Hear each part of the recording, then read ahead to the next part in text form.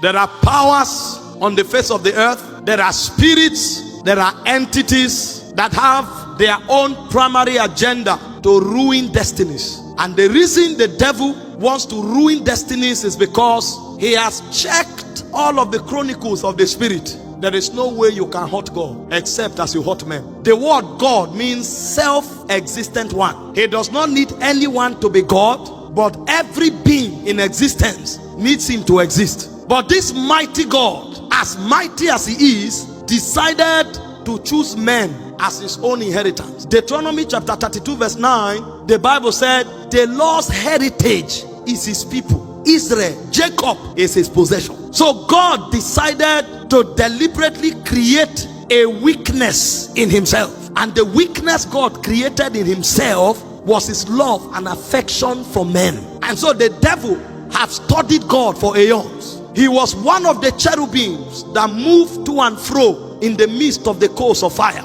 And so what that goes to mean is that he has capacity to stand before glory. You know, not every angel has the power to vibrate in the presence. It takes a lot of powers committed to you by God for you to be able to stand in the presence. Not every being in heaven can stand in the presence. When you go to the throne room, the creatures that are in close proximity with God are called elders. They are not elders because of time. There's no time there. So what it's talking about is not age oriented. Where they are called elders because they have ability to interact in realms of light. The places where they can stand, not every creature can come there, because it takes powers to stand in the presence. It takes enormous powers. So the creatures that stand in the presence, God bestows powers on them. And so apart from the elders,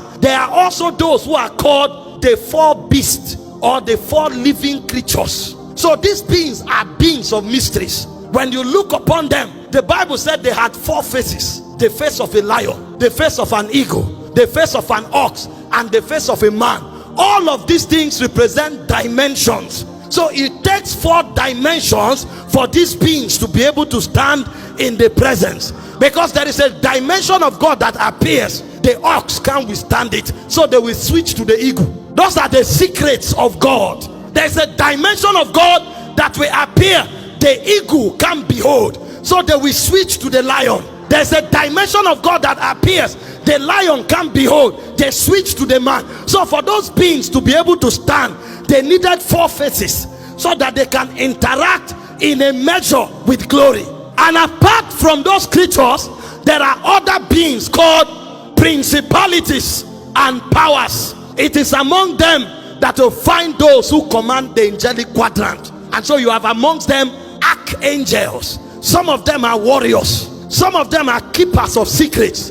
And one of those archangels is called Gabriel. And when Gabriel appeared to Zacharias, he made a statement that almost confounded my theology. When Zacharias doubted him, Gabriel did not consult God. Gabriel passed a judgment. And the reason Gabriel had authority to pass judgment is that I am Gabriel that standeth in the presence of God. So it takes powers, it takes authority to stand in the presence of God. And so one of the princes that had the privilege of standing in the presence of God decided to rebel. And when he rebelled, he came down with 1/3 of the angels. Those are the beings that are battling with you and I.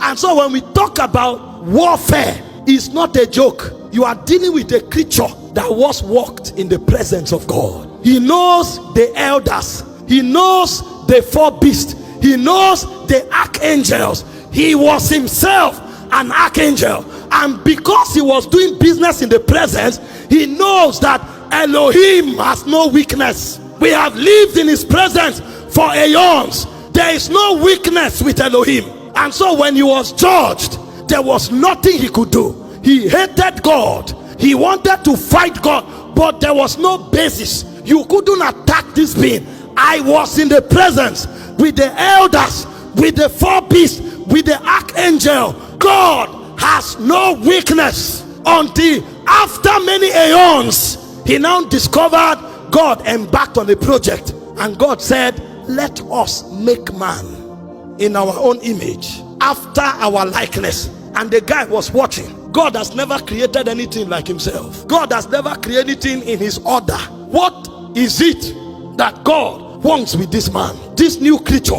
This one is not an elder. This one is not an archangel. This one is not a beast. What is it God wants to create? And when God announced it, he said, I want to create a being that bears my image. He said, God has decided to create something that can carry us into God. Before now, when we checked him, there was no weakness. If he wants to create something like him, then if we get that thing, we will get God. And true to his word, when he attacked man, the heart of God was broken. Because for the first time, the angels discovered that even God could have weakness. And the weakness of God was his love for man. And so when the man fell, God was pierced to the heart. God was frustrated.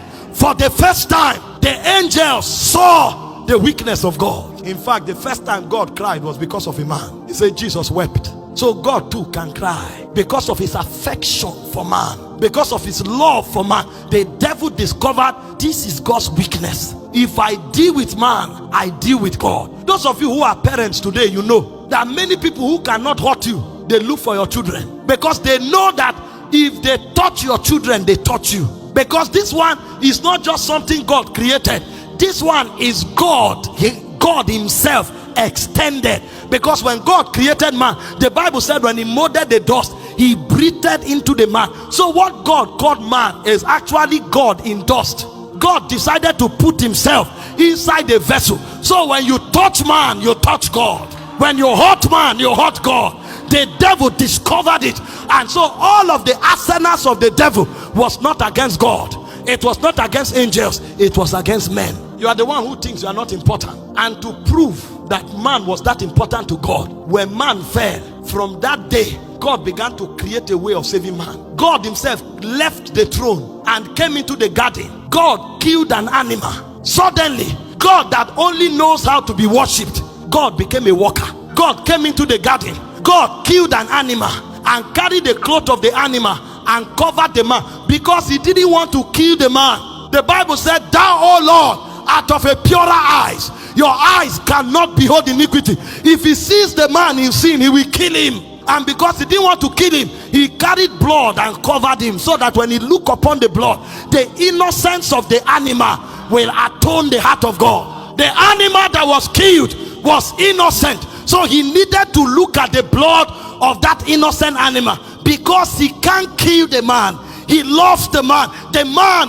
have become his weakness. And the devil said, now that I know, I will plunder you, God. Now that I know, I will break your heart, God.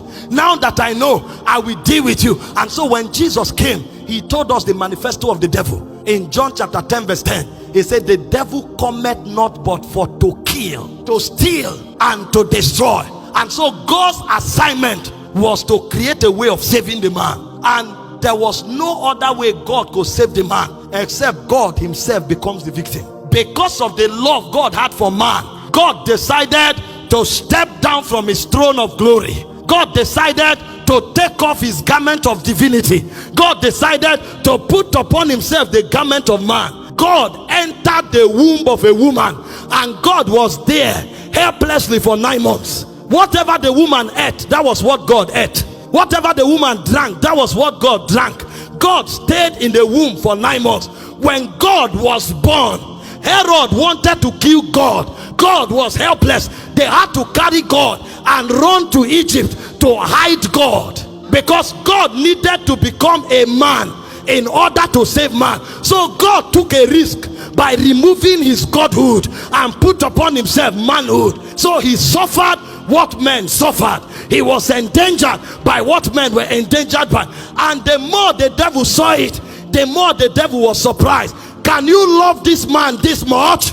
I'm not talking politics. Our politicians will tell you they love us. It's a joke. The moment they enter the office, you can't even see them anymore. They're only driving jeeps and looting money. That's not what we are talking about. Why politicians use us to get to power? God left power to help us. That's what I'm talking about. God became vulnerable in order to save man. And the devil couldn't comprehend it. The devil now thought that I can deal with man. So now that God has become man, let me kill God so there's no God anymore. But he didn't know there was a superior wisdom at work. Because he said if the princes of this world had known, they would not have crucified the Lord of glory. Because the way God will save man is by God dying in the place of man. Is by God going to hell in the place of man. But while God is in hell, then God can rise from the dead. Because he created all things. And so God was creating a basis to give man an advantage because of his love. And so although his love for man was his weakness, his love for man became the basis for the demonstration of his power. And so when the devil thought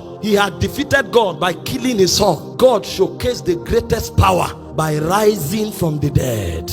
And when God rose from the dead, the Bible said he became the first begotten of the dead, so that the new man that will be created, even death can no longer hurt him. So that the new man that will be created, the devil can no longer hurt him. So the basis behind covenant transaction is to come to that point where the devil can no longer hurt you, and in not hurting you, he's no longer hurting God.